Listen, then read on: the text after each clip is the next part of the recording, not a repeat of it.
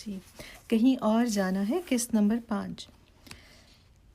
اللہ کے نبی نے فرمایا کہ جنتی حضرت آدم علیہ السلام کی طرح کے ہوں گے۔ ان کی عمر 33 سال کی ہوگی۔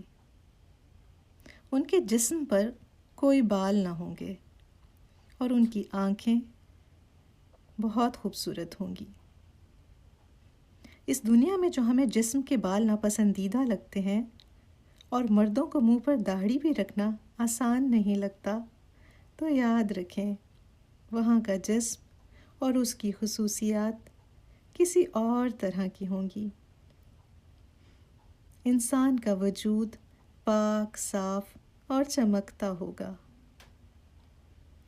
اللہ کے نبی نے فرمایا کہ جنت میں داخل ہوتا خوش قسمت آدم علیہ السلام کی طرح کا ہوگا۔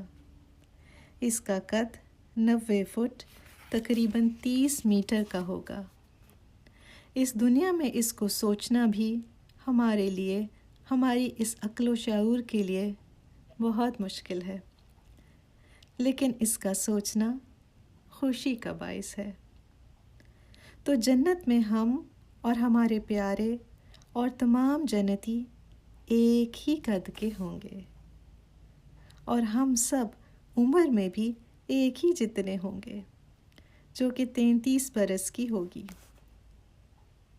اس دنیا میں اللہ تعالیٰ نے اس عمر کو بلغ الاشدہ یعنی جوانی کی انتہا کہا ہے، لیکن یہ 33 برس کا جنتی اس دنیا کے 33 برس کے جوان سے بہت مختلف ہوگا، کیونکہ اس دنیا میں ہر عمر کے اندر کوئی نہ کوئی کمی، مشکل، پریشانی باقی رہتی ہے، لیکن جنت میں ہم سب اس عمر کے ساتھ ساتھ اپنی نعمتوں، خوشیوں اور لذتوں کی انتہا پر ہوں گے۔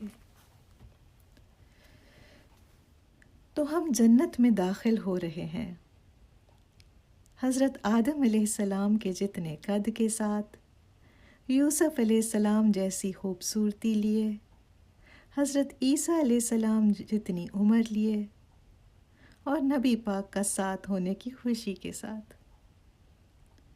اِنَّ انشأنہن انشاء فجعلنہن ابکارا غروبا اترابا۔ ہم نے ہر ایک جنتی کو ایک نیا وجود دیا، دوبارہ جوان، پیار کرنے والا اور عمر میں ایک جتنے۔ تو کیا یہ آیت جنت کی حور کی بات کر رہی ہے یا اس عورت کی جس نے دنیا میں محنت کر کر جنت کمائی؟ تو ہر وہ خصوصیت جو حور العین کی بتائی گئی ہے وہ جنتی عورت میں بھی ہے، لیکن اس سے بھی اور بہت زیادہ۔ ایک دفعہ ام سلمہ رضی اللہ تعالیٰ عنہ نے دریافت کیا، یا رسول اللہ، النساء دنیا اقفل ام حور العین، کہ اے اللہ کے نبی، کیا جنتی عورت کا درجہ افضل ہے یا حور العین کا؟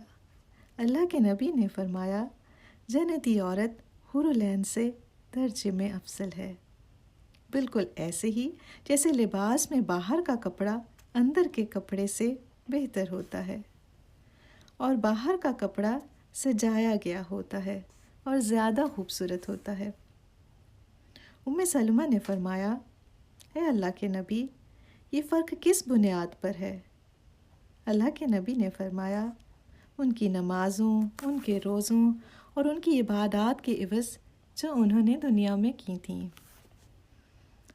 تو جنتی عورت کو جنت کی خوبصورتی بھی ملے گی اور اپنی عبادات کی خوبصورتی بھی ملے گی۔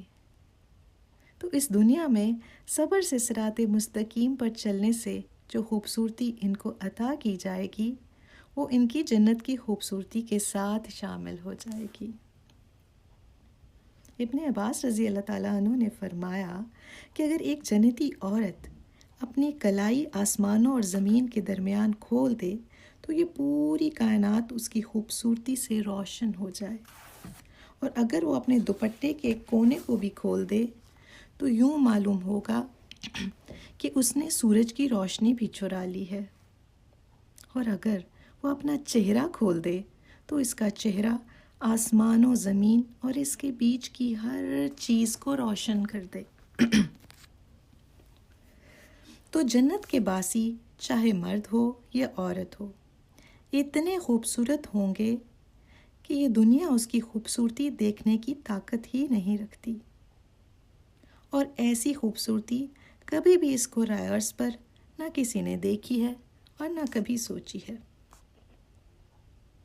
اب یہاں پر صرف یہ جسم ہی مختلف نہ ہوگا بلکہ اس میں چلنے والا ہر نظام بھی مختلف ہوگا۔